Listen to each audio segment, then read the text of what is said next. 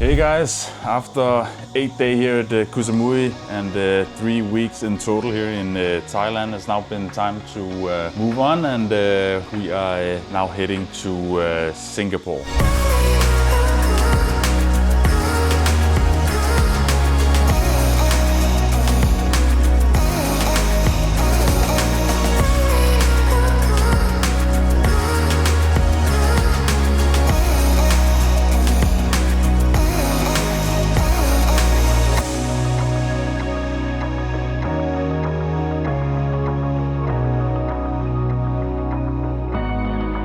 Our 8 days here in Koh Samui has been very nice. We started out in the fisherman village where we arrived to this kids hotel in Embraer resort in the fisherman area, and stayed there for 1 day before we decided to move to the Changi area or the Mo 2 area where we have been staying here at the Beyond Samui Resort, which is super nice. Yeah, last week we started the first half day out just chilling at the pool before we the day after went to the beach to explore a little bit and to jump in the sea, where Victor unfortunately cut his foot after a couple of hours, and then we had to go to Bangkok Hospital to the ER to get him checked up. He ended up getting 4 stitches and couldn't walk for about 2 days, but we made the most out of it and went on a more or less whole day island tour where we saw the many Chinese, Thai, Buddhist temples, and we went and saw the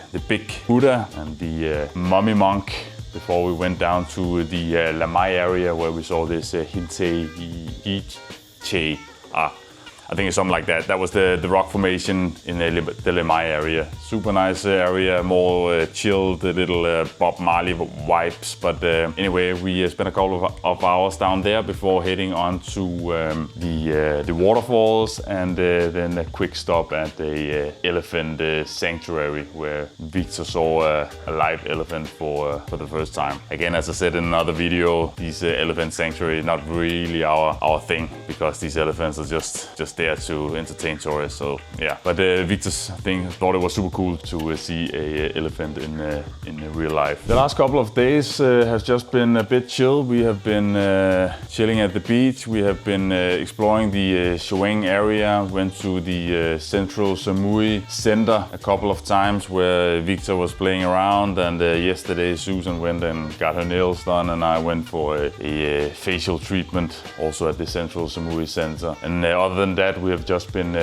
relaxing and chilling at the pool, and been eating out. Yesterday evening though, we went back to the fisherman village where everything started to have a proper steak. I would say Koh Samui in general, the fisherman village is the absolute best areas the area in the evening. It's super easy to walk up and down the beach walk where the restaurants and the shops are, especially at night. There's no cars there, so if you're having small children or bringing a stroller or something like that, then you have an easy time getting back and forth down there and get to the restaurant. Whereas here in the Changi area and in general in Thailand, the pedestrian streets are not the best. And it's a little difficult to get around with a stroller. And if you, for some reason, are in a wheelchair, then Thailand may not be the place for you. You just have to think about that before going. As I said, the pedestrian streets are not great in Thailand. I will say the Changi area where we have been staying now, not central, but we are at the Mo 2, like a little closer to the airport. I think it's super nice. I've been reading a lot about it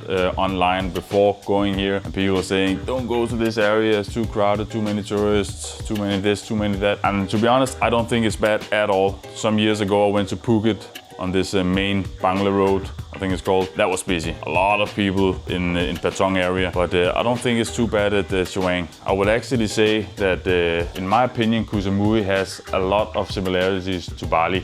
I've been to Bali, I think 3 or 4 times. Really like it there, and I actually think Koh Samui has a lot of the same stuff that Bali does. Traffic at Koh Samui is not as bad as in Bali, and you don't have in the same way all these villas here in Koh Samui, but there's still this tropical island vibe where it's all about the resorts. So you on the main row and you drive into your resort, and then you just have these amazing spots where you can enjoy your holiday. So I would say, in my opinion, I've only been on Koh Samui for the last 8 days, so I don't want to come across as any form of Koh Samui expert, but in my opinion, I would say it has, I would call it the Bali of Thailand. So definitely come here.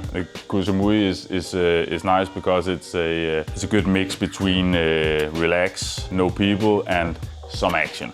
So if you need a little bit of stuff to do and maybe go out a little bit, or need something to do with your family, I think Koh Samui is a great choice for your holiday. But anyway, now it's time to check out of Beyond Samui. Susan and Victor's already at the reception, so I'll be heading up there, getting a grab to the airport, and then it's onwards to Singapore. When you will come my way.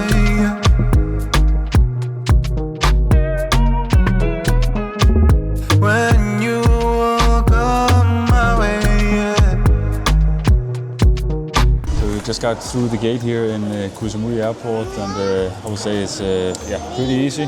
It's an outdoor airport, so it's super hot. And of course, when traveling with the children, it's a bit of a hassle with the stroller and the car seat and everything. But I would say pretty easy, and friendly staff, and even the passport control, I managed to pull out a smile of one of them. So very happy about it. Now we are waiting on boarding.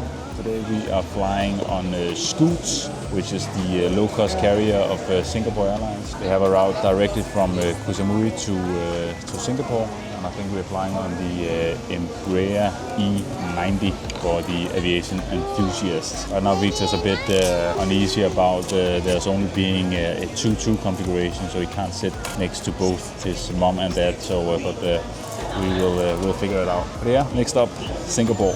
You come my way,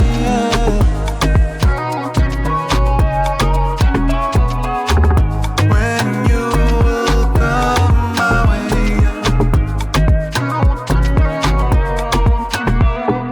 come to me, I need your vibration, melodies, it feels like meditation.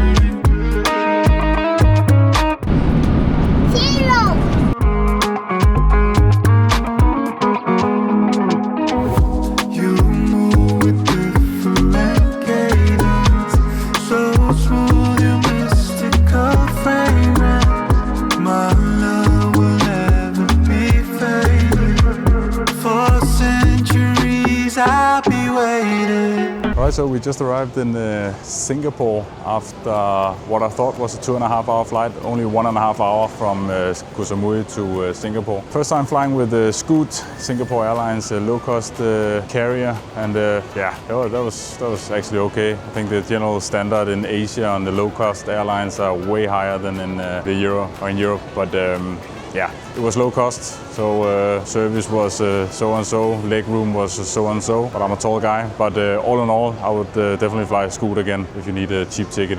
In this case, not many options out of Samui, but we arrived in Singapore, and now it's time to go through passport control and pick up our luggage.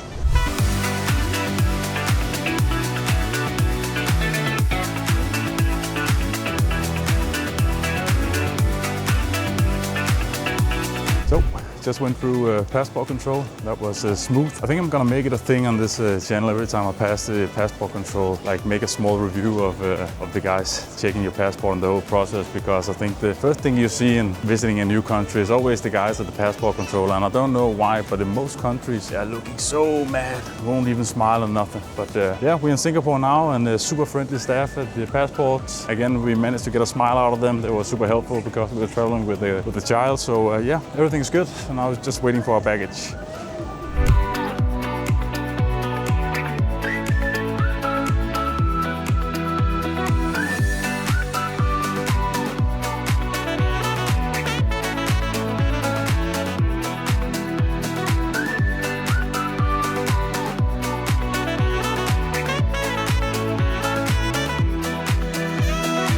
So, arrived in Singapore, and we just got checked into our new hotel here called Park Collection at Marina Bay.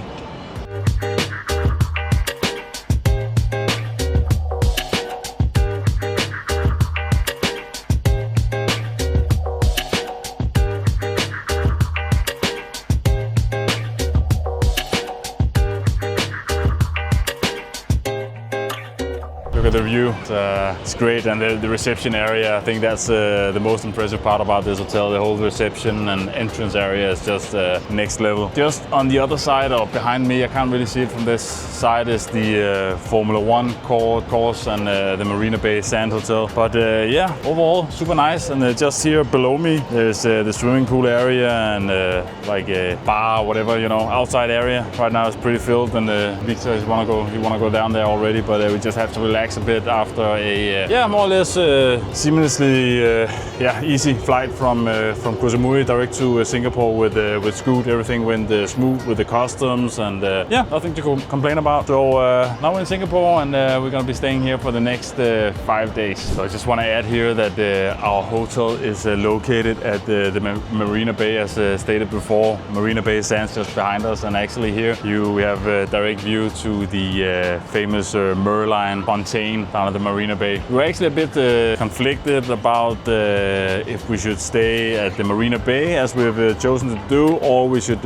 have stayed at the Sentosa Island, because a lot of the stuff that we are going to be doing the next couple of days is going to be at the Sentosa due to us bringing Victor. So we have to go to the Universal Studios, and we have to go to the big aqua park, and there's also a big playground out there and a lot of stuff to do in Sentosa. But we chose to stay in the city center. The thing about the Sentosa is like a resort island. If you've ever been to the US in Orlando area, where you have Disney World and you also have a Universal Studio and all the other parks there, everything is just double price for no reason. So if you are booking at Sentosa, you will more or less get nothing for your money. And if you're choosing one of the better hotels, then you're just gonna pay a fortune just to be staying there. And I don't know, but I think that a beer and a drink and a smooth and a juice will also just be double. So no reason for that. So we booked this 5-star super nice hotel at Marina Bay. Not cheap, but still better price than on Sentosa. And it literally only takes like 15 minutes in a cab to go there. And it's pretty cheap to ride taxis in Singapore. I remember from last time we were here. So we chose Marina Bay, and so far so good. They got the Raffles Hotel. Sitting here at the hotel in Singapore and reflecting a little bit about the last 3, almost 4 weeks we have spent in Asia, mainly in Thailand. We actually had, I think 3 purposes of this journey. One was that our son Victor is just turned 3 years old, and he's in an age right now where he's starting to reflect and take everything in. So this was his first big travel abroad. And second, we wanted a vacation, plain and simple. And third, we are thinking about moving permanently to Thailand and Bangkok. Right now we are staying, living in southern Spain, and so we want to go out here and see if we could see ourselves live in Bangkok and Thailand for maybe a year, 2 years, or how long we wanted to stay. Right now I'm actually in the middle of a DTV application process and waiting for my answer. And the DTV visa gives you the right to stay in Thailand for 5 years, only 180 days at a time. Then you have to travel in and out, or you have to go to the embassy and pay for a renewal. But anyways, we've been in Thailand for the last 3 weeks. Now we are in Singapore. On this trip we have mainly chosen to stay at 5-star hotels, and there's pluses and minuses about doing that. I primarily booked those hotels because it was, as I said, Victor's first travel abroad, and booking 5-star comes with a lot of convenience. It's not because we only stay at 5-star hotels. We can do 2, 3, 4-star. Doesn't matter really. But in Thailand, I started out at the Skyview Hotel in Phrom Phong BTS station at the Sukhumvit, and then moved after the earthquake to the Emporium Suites just next to the Skyview Hotel, also at the Phrom Phong area. And then when Susan and Victor arrived, we moved to the Siam area, where we stayed at the Grand Central Point, where we had 2 rooms, nice view, everything was good. And then we moved on to Koh Samui, where our first night we stayed at a place called Maya Resort, which was, as I said in an earlier video, a kids-only place. So we, after an hour or 2, we decided that we couldn't stay there for 9 days, so we canceled the booking, stayed there 1 night, and then we moved on to a hotel called Beyond Samui. That was actually 4-star, but still super nice hotel, closer to the area at the Mo 2. Yeah, we stayed there for 8 days, and now we just arrived in in Singapore, where we have booked ourselves into the PARKROYAL Collection Hotel at Marina Bay, and I'm gonna be spending the next 5 days here. I will say that the 5-star hotels, as said before, comes with a lot of convenience, but also its downsides. And the downsides are the prices when you're at the hotel. Right now we just got a beer from the minibar, which came out to a local beer was 14 Singapore dollars, which is the same as around 10 euros or 11.5 US dollars for one beer, one canned beer from the minibar, which is ridiculous, to be honest. You get a lot of money for the hotels, and then you're also paying a ton of money for a beer. A water is 12 Singapore dollars. That's, yeah. Anyways, that's what you have to expect when booking into these hotels. So a lot of convenience, super great service, nice hotels, but the prices when you're at the hotels are also on the high end.